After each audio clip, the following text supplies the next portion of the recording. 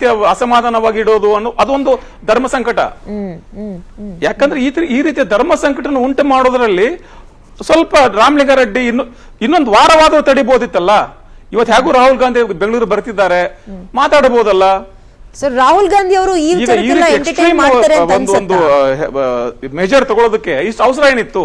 ಈಗ ಹೈಕಮಾಂಡ್ ಅಥವಾ ರಾಹುಲ್ ಗಾಂಧಿ ಇವತ್ತೇನು ಇಲ್ಲಿ ಬರ್ತಾ ಇದ್ದಾರೆ ಮಾಡ್ಲಿಕ್ಕಿಲ್ಲ, ಬಟ್ ಆದ್ರೂ ಸುದ್ದಿ ಓದ್ತಾರೆ ಇಲ್ಲಿನ ತಪ್ಪಿಸಬಹುದಿತ್ತು. ಬಹುಶಃ ಎಂಟರ್ಟೈನ್ ಮಾಡ್ಲಿ ಅಂತ ಗಮನ ಸೆಳೆಯೋದಕ್ಕೆ ಈ ತರ ಮಾಡಿದಾರೋ ಗೊತ್ತಿಲ್ಲ ನನಗೆ ರಾಮಲಿಂಗಾರೆಡ್ಡಿ ಅವರು. ಇದು ನಾಳೆ ಪೇಪರ್ ಅಲ್ಲಿ ನಾವು ಟಿವಿನಲ್ಲಿ ಚರ್ಚೆ ಮಾಡ್ತಿರ್ತೇವೆ, ಅವ್ರ ಗಮನಕ್ಕೆ ಅವ್ರ ಕಣ್ಣಿಗೆ ಯಾವ್ದಾದ್ರು ಬೀಳ್ಲಿ ಅನ್ನೋ ಒಂದು ವಿಚಾರಣೆ ಇರಬಹುದು.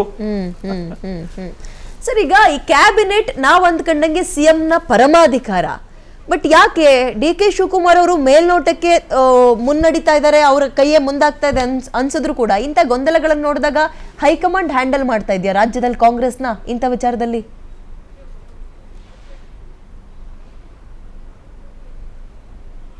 ಇಲ್ಲ, ಏನಾಗ್ಬಿಟ್ಟಿದೆ, ನಾನು ಆವಾಗಲೇ ತಮ್ಗೆ ಹೇಳಿದೆ, politics is all about compromises. ಈಗ ಈ ಅಧಿಕಾರ ಹಸ್ತಾಂತರ ವಿಚಾರ ಬಂದಾಗ, ಅಧಿಕಾರ ಹಸ್ತಾಂತರ ಆಗಿರೋ ಕಾಲದಲ್ಲಿ ಸಿದ್ದರಾಮಯ್ಯನವರು ತಮ್ಮ ಕರಾರುಗಳನ್ನ, ತಮ್ಮ ಒಂದು ಕಂಡೀಷನ್ಗಳನ್ನು ಮುಂದೆ ಇಟ್ಟಿರ್ತಾರೆ. ಅದಕ್ಕೆ ಅನುಗುಣವಾಗಿ ನೀವು ಸೂಕ್ಷ್ಮ ಗಮನಿಸಿದರೆ ಇವತ್ತಿನ ಏನು ಸಂಪುಟ ಇದೆಯಲ್ಲ, ಇದು ಸಿದ್ದರಾಮಯ್ಯ ಅವರ ಸಂಪುಟವೇ ಇದು ಡಿ ಕೆ ಶಿವಕುಮಾರ್ ಅವರ ಸಂಪುಟ ಅಲ್ಲ. ಅಲ್ಲ, ಈಗ ಅದನ್ನ ಸೀನಿಯರ್ಸ್ ಅಂತ ಕನ್ಸಿಡರ್ ಮಾಡೋದು ಸರ್. ಅಲ್ಲಿ ಬಹುಶಃ ಈಗ ಎರಡನೇ ಪಟ್ಟಿ ಒಳಗಿರೋಕ್ಕಿಂತ ಮುಂಚೆ ನಾವು ಸಿದ್ದರಾಮಯ್ಯ ಬಣ ಅಂದ್ಬಿಟ್ರೆ ಹೆಂಗೆ ಸೀನಿಯರ್ಸ್? ಅಲ್ಲ ಅನ್ನೋದಲ್ಲ, ಎಲ್ಲ ಹೆಸರುಗಳನ್ನ ತೆಗೆದು ನೋಡಿ. ಈ ಹಿಂದೆ ಸಂಪುಟದಲ್ಲಿ ಇದ್ದವರು ಇದಾರೆ ಎಲ್ಲರೂ ಕೂಡ, ಎಕ್ಸೆಪ್ಟ್ ಯತೀಂದ್ರ ಸಿದ್ದರಾಮಯ್ಯ. ಆಮೇಲೆ ಹಿಂದೆ ಸಂಪುಟದಲ್ಲಿ ಕೂಡ ಇವ್ರು ಯಾರ ಜೊತೆಲಿ ಗುರುತಿಸ್ಕೊಂಡಿದ್ರು ಅದೆಲ್ಲ ಕೂಡ ಕಣ್ಣಿ ಕಾಣೋ ತರನೇ ಇದೆ ಅಲ್ವಾ? ಕರೆಕ್ಟ್. ಹೀಗಿರುವಾಗ ಸದ್ಯಕ್ಕೆ ಡಿ ಕೆ ಶಿವಕುಮಾರ್ ಅವರು ಸಿದ್ದರಾಮಯ್ಯನವರ ಸಂಪುಟದ ಮುಖ್ಯಮಂತ್ರಿ. ಸರ್ ನನ್ಗೆ ತುಂಬಾ ಚೆನ್ನಾಗಿ ನೋಡ್ಬೇಕಷ್ಟೇ. ಈ ಸಂದರ್ಭದಲ್ಲಿ ಈ ಪದ ಎಷ್ಟರ ಮಟ್ಟಿಗೆ ಸೂಕ್ತನೋ ಸಿದ್ದರಾಮಯ್ಯ ಅವರಿಗೆ ಅಂತ ಗೊತ್ತಿಲ್ಲ. ಅಧಿಕಾರವನ್ನ ಹಸ್ತಾಂತರ ಮಾಡಿದ ನಂತರ ಅಥವಾ ಅದಕ್ಕಿಂತ ಮುಂಚೆ ಆಗಿರೋ ಮಾತುಕತೆಯಲ್ಲಿ ತುಂಬಾ ಸೆಲ್ಫಿಶ್ ಆಗ್ಬಿಟ್ರ ಸಿದ್ದರಾಮಯ್ಯ, ತಾನು ತನ್ನ ಮಗನ್ ಮಾತ್ರ ನೋಡ್ಕೊಂಡ್ರ, ಉಳ್ದವ್ರನ್ನೆಲ್ಲ ಕೈ ಬಿಟ್ಬಿಟ್ರ? ಈ ಪ್ರಶ್ನೆ ನಾನು ಕೇಳ್ಬೋದಾ?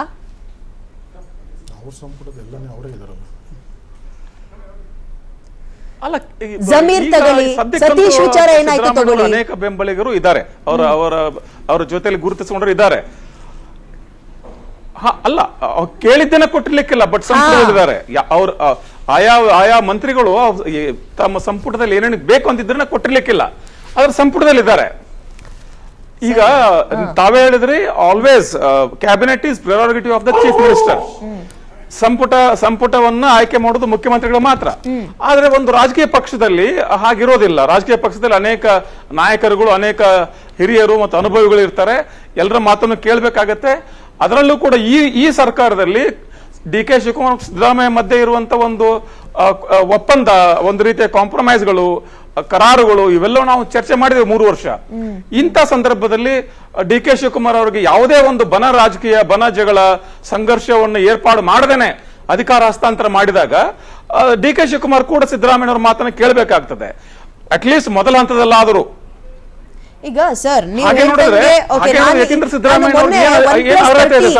+13 ಮಂತ್ರಿಗಿರಿಯನ್ನ ಇವರೆಲ್ಲ ಪ್ರಮಾಣ ವಚನವನ್ನ ಸ್ವೀಕಾರ ಮಾಡಿದಾಗ ಸೀನಿಯರ್ಸ್ ಗಳನ್ನ ಎದುರಾಕಳ್ದಲೆ ಬಹಳ ಎಚ್ಚರಿಕೆಯ ಹೆಜ್ಜೆಯನ್ನಿಟ್ಟಿದ್ದಾರೆ ಅಂತ ಅಷ್ಟೇ ಕನ್ಸಿಡರ್ ಮಾಡಿದೆ. ಡೆಫಿನೆಟ್ಲಿ ಇಲ್ಲಿದ್ದಂಥವ್ರೆಲ್ಲರೂ ಕೂಡ ಸಿದ್ದರಾಮಯ್ಯನ ಪರವಾಗಿ ನಿಂತ್ಕೊಂಡವರು.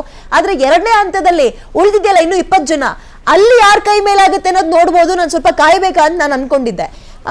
ಯಾಕೆ ಪ್ರಶ್ನೆ ಕೇಳ್ತಾ ಇದ್ದೀನಿ ಅಂದ್ರೆ, ಹೌದು ಸತೀಶ್ ಜಾರಕಿಹೊಳಿ ಅವರಿಗೆ ಸಿಕ್ಕಿದೆ ಮಂತ್ರಿಗಿರಿ, ಬಟ್ 2028ಕ್ಕೆ ನಾನು ಸಿಎಂ ಆಗ್ಬೇಕು ಅನ್ಕೊಂಡಿದ್ರು.